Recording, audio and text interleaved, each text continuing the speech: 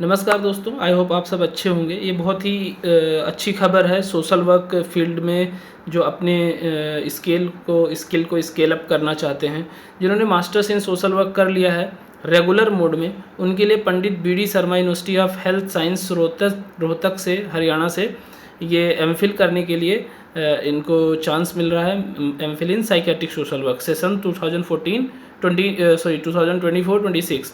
तो दोस्तों, जिनको अभी थोड़ा सा भ्रम है कि साइकेट्रिक सोशल वर्क में एमफिल बंद हो गया है, तो ऐसा बिल्कुल नहीं है। साइकेट्रिक सोशल वर्क में और क्लिनिकल साइकोलॉजी में एमफिल अभी कंटिन्यू रहेगा 2026 सेशन तक।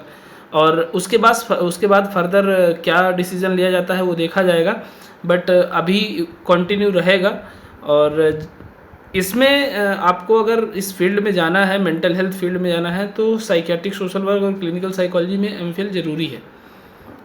क्योंकि जनरल सोशल वर्क में जो पीजी करके आते हैं उतना एक्सपोजर नहीं होता है, इन हैंड प्रैक्टिस नहीं होता है, प्रैक्टिकल एक्सपोजर नहीं होता है।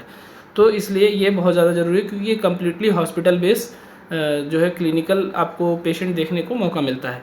अब देखिए पेशेंट केयर एट आईएमएच में क्या है जो सबसे इम्पॉर्टेंट है। इसमें आप देख रहे हैं नंबर एक तो IMH caters for above 40,000 out patient, 1,000 indoor patient, यानी 40,000 आउट पेशेंट के साथ एक्सपोजर होगा और 1,000 के आसपास इंडोर यानी IPD पेशेंट के साथ एक्सपोजर होगा। किन किन क्लिनिक्स में इनकी स्पेशलिटी है? Epilepsy clinic, dual diagnosis, geriatric clinic, psychosexual clinic, neuropsychiatry, rehabilitation services, life style clinic, community and preventive psychiatric services, stress clinic at Pandit BD Sharma, UHS Rohtak employees, 24/7 mental health helpline and tele psychiatry services. तो इतनी चीज़ों में इनकी अपनी specialisation है, तो इसलिए आपको एक बेहतर मौका मिल रहा है इतनी चीज़ों के साथ अपनी एक्सपर्टीज़ को बढ़ाने का। तो आप ज़रूर करिए। अब कुछ बात कर लेते हैं कि इनकी वेबसाइट पे 1/6/2024 से ये पब्लिश हो गया है, तो आप इनकी वेबसाइट पे भी जाके देख सकते हैं। और दूसरा जो सबसे इम्पोर्टेंट ये है आपका 1/7/2024 से ये कंटिन्यू आपको जो है अपनी 1/7/2024 तक आपको 5 बजे तक फॉर्म भर सकते हो।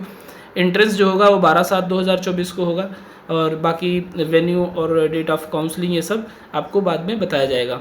सबसे इम्पोर्टेंट चीज़ है कि जो फ़ीस है वो 2400 रुपये है जनरल का। SC OBC ST जो नॉन हरियाणा के हैं, यानी हरियाणा के नहीं है, SC OBC में है कैटेगरी में, उनको भी कोई छूट नहीं मिलेगा। फ़ीस में 2400 रुपये ही जमा करना होगा। बाकी हरियाणा के जो SC और बैकवर्ड क्लास कैटेगरी में आते हैं उनके लिए 600 रुपये होगा। उसके बाद में नेक्स्ट जो सबसे इम्पॉर्टेंट चीज़ है इसमें ये देख लेते हैं कि सीट कितनी है। तो टोटल 8 सीट है। 8 सीट का डिस्ट्रीब्यूशन अनरिजर्व का 3 है, unreserved benchmark person with disability 1, SC 1, SC with deprived 1, और बैकवर्ड क्लास A क्लास में 1 है और B में 1 है। तो टोटल 8 सीट है, और 8 सीट के लिए आप लोगों को जो है फाइट करना होगा। एंट्रेंस एग्ज़ाम का डेट 12 जुलाई और 12 से 1:30 तक रहेगा। जो भी डेट होगा एंट्रेंस का वेन्यू होगा वो आपको बता दिया जाएगा आपके एडमिट कार्ड में। उसके बाद में टोटल 100 ऑब्जेक्टिव टाइप क्वेश्चन होंगे, और ये क्वेश्चन टोटल आपके MSW के बिहाफ पे ही क्वेश्चन होंगे। 40% आपको एंट्रेंस में जो है लाओगे, तभी आप मेरिट में आने के लिए एलिजिबल होगे। तो ये बेसिक जो है एग्ज़ाम से रिलेटेड चीज़ इंपॉर्टेंट हो गया। उसके बाद में अब सबसे ज़्यादा जो आप लोगों के दिमाग में होता है कि क्या होगा वहाँ पे हमको बेनिफिट्स। तो सबसे इम्पॉर्टेंट चीज़ ये है कि आपको एकोमोडेशन भी मिलेगा, आपको स्टाइपेंड भी मिलेगा। तो अभी बने रहिए, आगे उस चीज़ को डिस्कस करते हैं। ट्यूशन फ़ी 12,000 रुपये पर एनम होगा, जो कि बहुत नॉमिनल है। यूनिवर्सिटी चार्जेस 2750 रुपये होगा, और caution money for library membership, जो लाइब्रेरी मेंबरशिप 200-500 रुपये होता है वो लेना पड़ेगा आपको। Caution money for psycho social clinic ये 2000 रुपये है, जो कि रिफंडेबल है।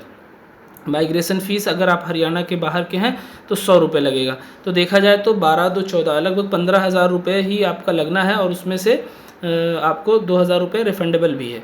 फिर हम लोग देख लेते हैं जो सबसे इम्पॉर्टेंट चीज़ है, आप लोगों के मन में बार बार चल रहा होगा कि कितना स्टाइपेंड है। तो स्टाइपेंड यहाँ पे ठीक ठाक है, और यहाँ पे स्टाइपेंड जो आपको मिलेगा वो 11,000 रुपये मिलेगा।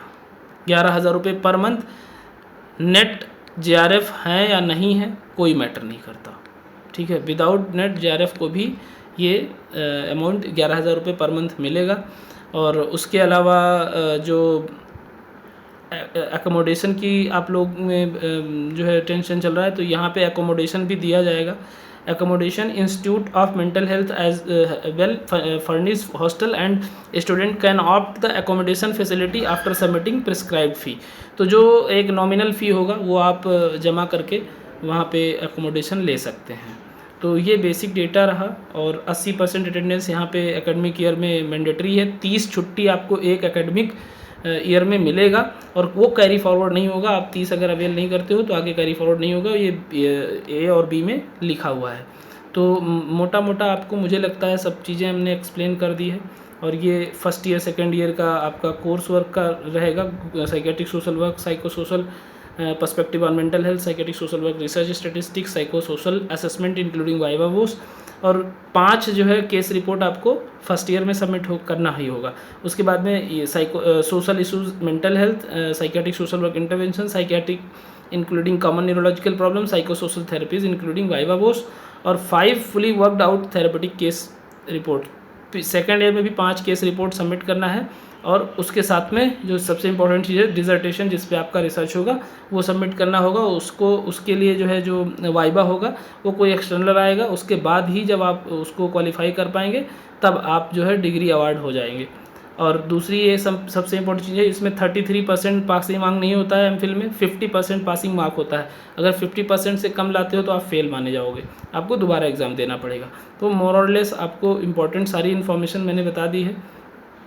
अगर किसी को कोई क्वेरी है तो आप टेलीग्राम का जो डिस्क्रिप्शन में लिंक है उस पर जाके आप ज्वाइन करके मुझसे पूछ सकते हो, अदरवाइज़ कमेंट बॉक्स में भी पूछ सकते हो।